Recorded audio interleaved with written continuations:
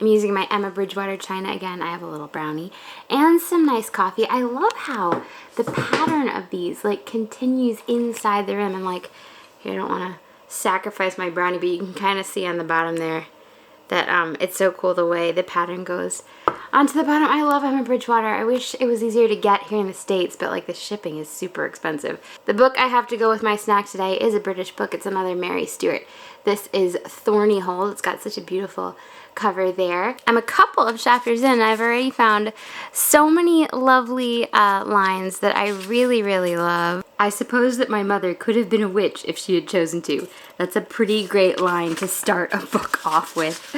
And then I also loved, I can hardly remember now what I'd imagined Cousin Jealous's home to be like. The reality is always very different from a mental forecast and inevitably wipes out the false image. So the main character, her parents have died and she's inherited this house from her cousin and she's going to check it out.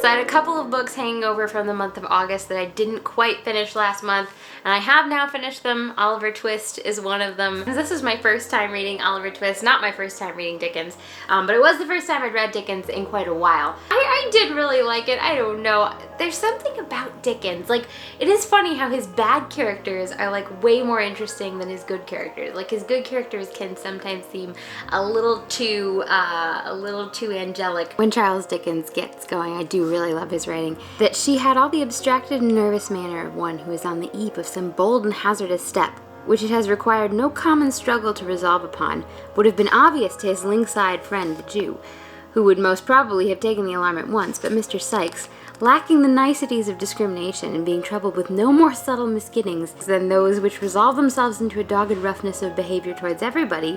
I do really like Dickens's writings, and like this passage right here I really like. But isn't it like one long run-on sentence? When does this sentence even end? I think it ends there and it starts up there. And yeah, there's a lot of really good stuff in it, but it is pretty wordy. One thing I didn't realize about Oliver Twist was how there's a big mystery kind of component to it. And it's funny because it doesn't really start unfolding until like pretty far into the book is when you realize that there's this kind of plot that's going to be unfolding and this mystery that's going to be solved. I did finish 20,000 Leagues Under the Sea. I know I'm reading like all this Victorian stuff, and Victober is next month. I don't know why I didn't hold off on these until then, but I did really enjoy 20,000 Leagues Under the Sea. And you know, I could read, there's a oh gosh, I can't remember the name of it now. There's a sequel to it, which it's almost like not quite a sequel. Yeah, I don't want to spoil anything. I'll put it on the screen, but hey, I could read that for Victober. So this is in 20,000 Leagues Under the Sea. Here the flora was represented by large carpets of marine crystal, a little umbelliferous plant, very good to pickle, which also bears the name of piercestone and sea fennel. And of course, reading a Kindle, it's incredibly easy to look stuff up. This is apparently a plant of the parsley family, but isn't that a great word? Yeah, 20,000 Leagues Under the Sea is definitely full of lots of like different types of plants and like very botanical terms, different kinds of fish and marine life. It can be pretty heavy on like the scientific terminology sometimes. Here's the latest lineup on my Kindle. Somebody recently asked which Kindle this is. It's just the Kindle Fire. It's kind of an older one. The case that I got has an opening for a camera, but this Kindle doesn't actually have a camera, which I don't think I would ever really use it to take pictures anyway. Anyway, here are my most recent readings. I haven't started on the Lord Peter Wimsey Mysteries, but I don't think I've actually read any of these. And then St. Catherine of Siena is Catherine Beninisca. I've just been loving her letters so far. Look at all these notes. I kept highlighting different things. Beautiful ideas and quotations. That's one great thing about a Kindle, is that you can just highlight as you go and you don't even have to stop and copy quotes out, although I do also love copying quotes out into a book. And this is actually just the free Kindle version. I think it's also online through the Gutenberg press, because St. Catherine of Siena lived in what, the 13th or 14th century, so I'm pretty sure her books are out of copyright. She writes to such a variety of different people. She of course writes to popes, but then she also just writes to, you know, monks and abbots and lay people of all descriptions. She herself was a lay person. I'm not entirely sure who the editor is, because there are like little descriptions before each letter, but they're really good. Like, they really kind of bring to life the conversation she was having with. This is from one of those introductory paragraphs. Catherine handled without evasion the grossest evils of her time, and the spell which she exercised by simple force of direct dealing was nothing less than extraordinary. She talks about how incredibly hard it is to give up the self-will. Like, even when you've really dedicated yourself to God and in lots of other ways, you know, you're really working towards heaven, but if you still hold on to your self-will, if you're still annoyed that things aren't working out the way you planned them, or if you're impatient with yourself, she talks about how anger and impatience are really connected to pride, which is one of the worst sins for her. I like this passage. Therefore, the humble soul, which is freely uprooted with eager love, the root of pride, has annulled its own will. It does not mind sufferings, but endures a restless mind with more reverence than a quiet one, having a holy, respectful knowledge that God gives and grants this to it for its good, that it may rise from imperfection to perfection. I feel like you see this a lot of times in the saints. Like in St. Teresa of Avila, I know she talks about it too, how, you know, sometimes when we pray, we want to feel good about it. We want the consolation. You know, we want to feel that God is near us. But just because we don't feel that God is present when we pray doesn't mean He isn't. You know, sometimes that restless mind is the cross that God is giving us to bear. It doesn't mean that we're doing something wrong or that we need to get rid of that restlessness. It means we need to bear it with patience. She always begins and ends her letters in basically the same way. She has her intro and outro. See, the more the world changes, she always starts by saying, I, Catherine of Benisca, the least of God's servants, write to you, hoping that you will, and then she says some, you know, holiness, what she hopes to see that person become or do. It's actually really fun reading through the letters, because you're never sure what simile she's going to open the next letter with. Who is she writing to here? I'm not even sure. To Monocolomba in Lucca, she says that she desires that I might see you a fruitful field, receiving the seed of the Word of God and bringing forth fruit for yourself and others. In the Dialogue, which is a much more formal work by St. Catherine of Siena, she uses that same metaphor about how, you know, our lives are gardens and that we need to pull up the weeds and we need to take good care of them. When she's talking about people's just day-to-day lives, she definitely advises that they have patience, that they kind of accept the things God has brought into their lives and offer up any sufferings. But when she comes to corruption in the church, she has no patience with that. She says, if a wound when necessary is not cauterized or cut out with steel, but simply covered with ointment, not only does it fail to heal, but it infects everything, and many a time death follows from it. Why does the shepherd go on using so much ointment? Because he does not suffer in consequence. For no displeasure visits one, and no ill will from spreading ointment over the sick. Since one does nothing contrary to their will, they wanted ointment, and so ointment is given them. O human wretchedness!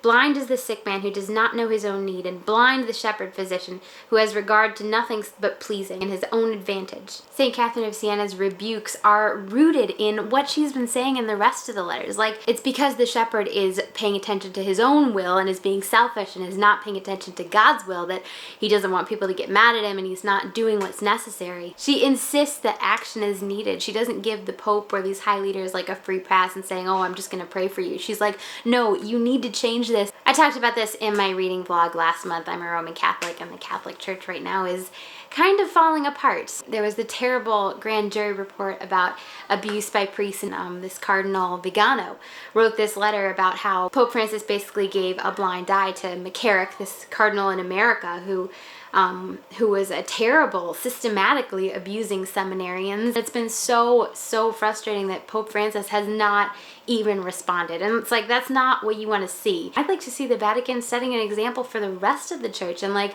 yes, have an investigation into the Vatican. Like, hopefully there's nothing to find, but of course, prove it. Take every allegation seriously. Don't just say nothing. Catholics everywhere have been very upset about this. There was a letter from Catholic women to Pope Francis saying, you know, you can't say nothing about this. We need to hear your voice. We are the church as much as cardinals and bishops are the church. Anyway, I did really quickly want to say thank you guys so much for listening to me talk about this in my August reading video and now this reading video as well. I just was so incredibly impressed at how kind, how calm, how respectful you all were, and I know that is rare on the internet. You guys truly astonish me and impress me again and again. Like, I honestly am sometimes extremely surprised that my channel has grown to the extent that it has. You hear like lots of YouTube advice videos about, you know, how to grow your channel, that you should like pick a niche and, you know, like really explore that niche. And like here on my channel, it's Disney one week,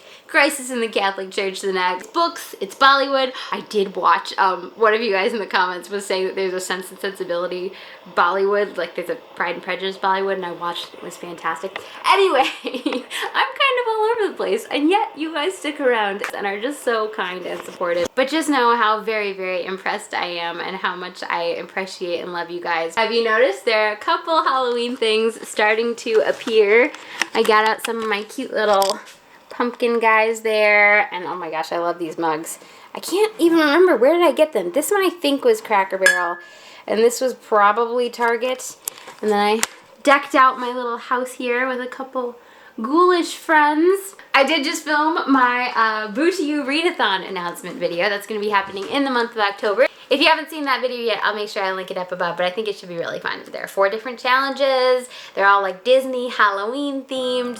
So I've just started on Peter Pan by Jamberry with my tea here. I like how my teacup kind of matches the cover. This is the novel version because I think this was actually originally a play. But then shortly after the play, they did turn it into a novel as well. I didn't realize how quirky Peter Pan is. This is still there in the Disney movie, but the book is definitely quirkier. I like this description of Mrs. Darling. She was a lovely lady with a romantic mind and such a sweet mocking mouth. Her romantic mind was like the tiny boxes, one within the other, that come from the puzzling East. However many you discover, there is always one more, and her sweet mocking mouth had one kiss on it that Wendy could never get, though there it was, perfectly conspicuous in the right-hand corner. And then when the children are born, Mr. Darling isn't sure if he can afford them, and like does all sorts of sums, and then there's this cool description of how every night Mrs. Darling would come in and tidy up her children's minds. It is quite like tidying up drawers. You would see her on her knees, I expect, lingering humorously over some of your contents, wondering where on earth you'd pick this thing up. When you wake in the morning, the naughtiness and evil passions with which you went to bed have been folded up, small, and placed at the bottom of your mind, and on the top, beautifully aired, I spread out your prettier thoughts, ready for you to put on. And the map of a person's mind is nothing short of Neverland. So I have finished Thornyhold. I absolutely loved it. I think this is my very favorite Mary Stuart so far, and it was perfect for this season of the year because there's kind of like the witchiness going on and some magic and the suspense. This is, if you like mysteries but aren't a fan of the murdery bits, then Mary Stuart, particularly this Mary Stuart, some of them are a little bit more gruesome, but this is nice because there isn't a murder. There's just suspense and mystery and intrigue, and really charming characters, a charming romance. I love this character's name. She's named after her cousin who has the same name. Cousin Gillis. This house of Thornyhold is so cool too, and you do get to hear like the backstory of the house and who's lived there before. I just absolutely love this. I'm still making my way through Peter Pan. They have all arrived in Neverland, and Captain Hook is on their trail. The only new thing I've started at the moment, which is not new to me, it's a reread of Persuasion. I haven't reread a lot of Jane Austen lately, and I like to reread her at least a couple times a year. She's just good for the soul, and I love Persuasion. I love how much work she can get done in such a short amount of time too. I was just realizing, like, in the first 40 pages, she's like set up the story and like set up these incredible characters, and like it's amazing how much she packs into this short space. Even characters who we never really meet, like Captain Wentworth's brother. When Anne Elliot, the heroine, first meets Captain Wentworth, he's staying with his brother, who's a curate. And the brother never actually appears in person in the story, but just in those first 40 pages, like, you get such a fun little picture. Like, the lawyer is remembering the curate and remembering some instance. And he says, I remember about a trespass of one of his neighbors, farmer's man breaking into his orchard, wall torn down, apples stolen, caught in effect, and afterwards, contrary to my judgment, submitted to an amicable compromise. So it just gives you a little bit of an idea of what Edward I think we hear his first name once, what Edward was like, even though we never actually meet Edward. I think that's why Jane Austen has so many spin-offs and spoofs and sequels, because even the characters who aren't the protagonists, like, you hear these like really intriguing little details about them that make you want to learn more. The details are so packed in that it's like you always discover a new one on every reread that you never noticed before. I don't think I showed you guys my newest mug. It is one of the Florida You Are Here mugs, the Starbucks You Are Here mugs, and look at how it's all pink and green, which gives it like the perfect kind of Grand Floridian vibe. I don't think there's actually any Disney on here, is there? That's okay, there's plenty of other fun Floridian stuff. So I recently discovered that Target has the best Halloween cards, and I thought I would show you a couple of the ones I picked up. Look at that. Look at all of the different cats, an angel, a queen. Oh my gosh, they're so cute. And then the inside, a perfectly happy Halloween. I love that the envelopes are all super colorful too. This one I think is just really funny. Uh-oh. Ted? Ted? I'm okay, Ed. Come on down. It's a party. That's so cute. I don't know if you can tell, but the cats on this one are all like velvety and their eyes are green and glowing. And I love how there are cats on the inside too. This one I thought was adorable. An Enchanted Evening Awaits. I always love like sort of dollhouse style cards where there's, you know, something different in every window. So the Hero of Persuasion, Captain Wentworth, is quite a good hero, but he's not at his finest in some moments. Like this scene where he's talking about how women should not be on board ships, and his sister, Mrs. Croft, is there. And I love how she's just like, you are embarrassing yourself right now. She totally calls him out. I hate to hear you talking so like a fine gentleman, and as if women were all fine ladies instead of rational creatures. We none of us expect to be in smooth water all our lives. Sophie, Mrs. Croft, is just one of my favorite characters. In Peter Pan, I love this description of when they're on their way to Neverland. A million golden arrows were pointing it out to the children, all directed by their friend the sun, who wanted them to be sure of their way before leaving them for the night. And then when they arrive, Peter says, "Would you like an adventure now?" he said casually to John, "or would you like to have your tea first?"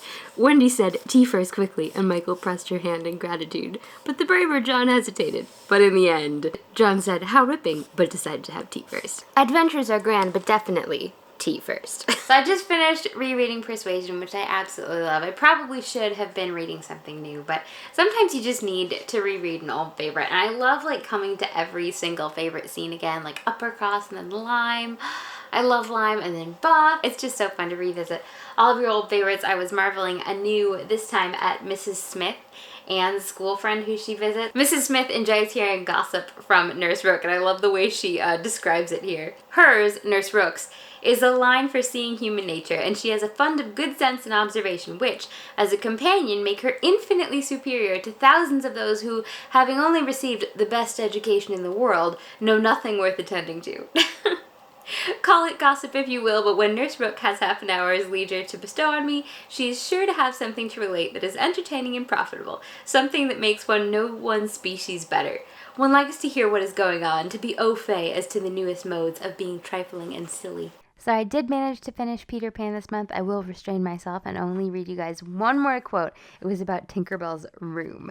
No woman, however large, could have had a more exquisite boudoir and bedchamber combined. The couch, as she called it, was a genuine queen mab with club legs, and she varied the bedspreads according to what fruit blossom was in season. There was a chandelier from Tiddlywinks for the look of the thing, but of course she lit the residence herself.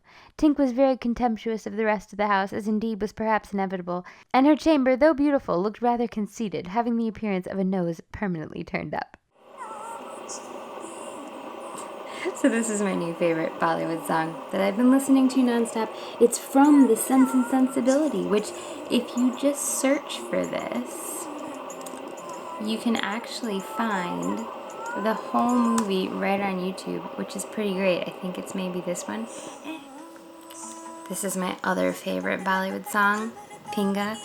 It's impossible to listen to this song and still feel sad or down. It just has like the best. I just love this song, and I love her outfit. Oh my gosh, I'm totally tempted to try to recreate that as a costume for Mickey's Not So Scary Halloween Party, but maybe next year.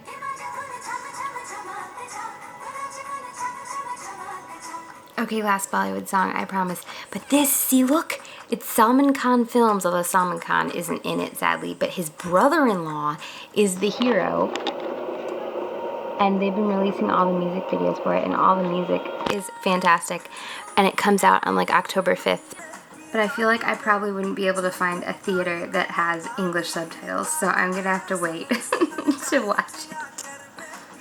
Alright guys, I thought I would finish off my September reading vlog with just one last thing. So I mentioned this in my October TBR, which I filmed at the very end of September, but then I ended up reading this right away and I practically finished it before September, and it was meant to be a Booty Readathon pick. It was the Lord Peter Wimsey mysteries. I read Whose Body and also Clouds of Witness, and I enjoyed them so much, which is why I read them way too fast. I just love Dorothy Sayers. She's such an amazing writer, but she's also cozy, and then she also writes these really interesting mysteries. Whenever a book is cozy or like it's a mystery where there's suspense and I want to know how it ends, then I always end up reading it faster than I probably should. So I mentioned with Thorny Hold, I'm not a big fan of the murdery bits. Clouds of Witness was pretty okay. I mean, it's a murder mystery, so there is a murder, but like it wasn't too bad. Whose Body, as the title might clue you into, did actually have a lot to do with like the corpse and the body aspect of it. There were still a lot of things that I really liked about Whose Body, although there were so many good quotes, which here,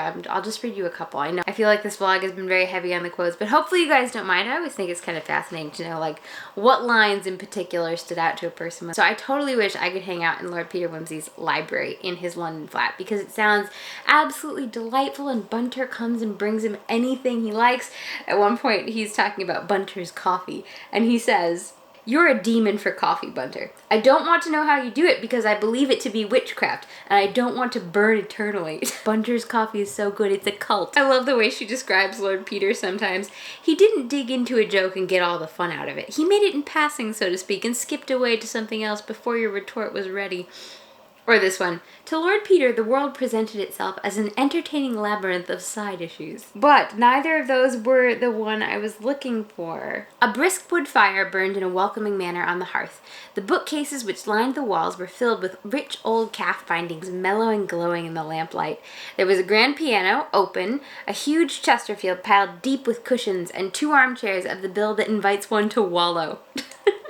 The port was brought in by an impressive manservant and placed on a very beautiful little Chippendale table. Some big bowls of scarlet and yellow parrot tulips beckoned banner-like from dark corners. I mean, come on, does that not sound like an absolutely amazing library? Anyway, that's about it for my September reading wrap-up. Thank you guys so much for watching. I actually did a pretty good job with bookish videos this month. I had the Tolkien tag on September 22nd, which was super fun. I was super tempted after filming that to like just reread Tolkien, but I actually haven't picked up any Tolkien yet. So I have lots of reading plans for October and for the Boo to You readathon. I did do a TBR for those. I've been so incredibly impressed by everyone's Boo to You Instagram pictures and videos. It's so much fun to hear what you guys are reading. As usual, thank you all so much for watching. I hope you have a magical and a bookish day. Bye guys.